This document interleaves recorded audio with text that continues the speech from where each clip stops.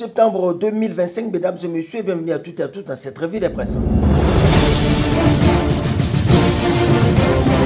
Gilles Aéro, incident au complot contre le chef de l'État, la grosse interrogation du tabloïd Le Phare. En quoi notre confrère, plusieurs aéronefs ont été déroutés vers l'aéroport de Mayamaya à Brazzaville dans la nuit de mercredi 10 au jeudi 11 septembre 2025. Quant à l'avion ramenant au pays le chef de l'État Félix Antoine Tshisekedi Tshilombo en provenant d'Astana au Kazakhstan, dont le vol était codé DX6001, son pilote était contraint à une quarantaine de minutes de diversion au-dessus de Kinshasa avant de pouvoir se poser. Et pourquoi s'interroge Le Phare?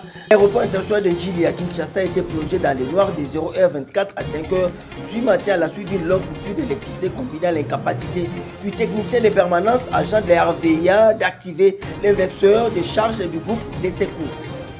Le même sujet relayé cette fois-ci par le tabloïd Le Quotidien qui titre Incident à l'aéroport de Njili, une situation préoccupante.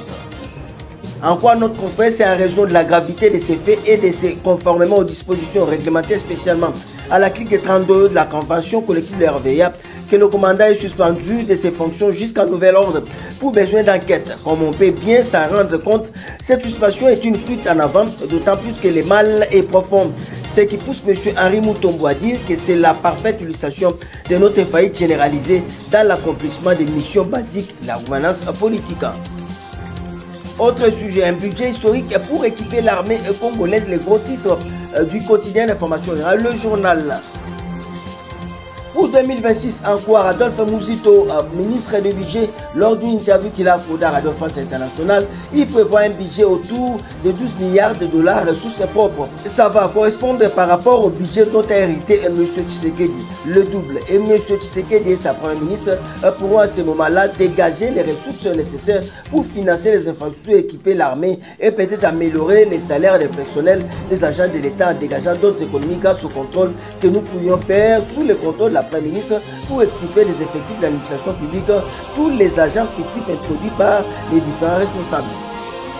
Dans un autre chapitre, les dés sont jetés en croire le tabloïd Ouragan.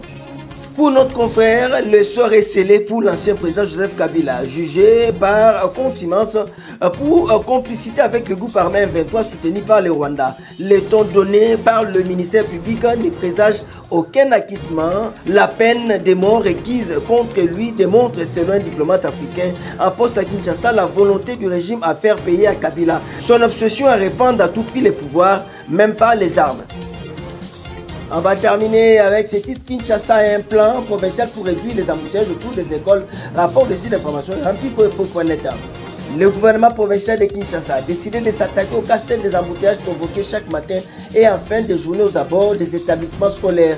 Ce jeudi, réunion de travail. Assemblée, le ministre des Promotions de l'Éducation et des Transports, le président de la SENPER ainsi que plusieurs responsables d'écoles de la capitale. Au centre des échanges, les stationnements désordonnés des parents d'élèves accusés de paralyser la circulation sur de nombreux axes routiers. Ça n'est donc fini pour cette revue de presse. Prenons rendez-vous pour demain tous derrière nos phares d'essai. Bendele pour Congolais Téléma.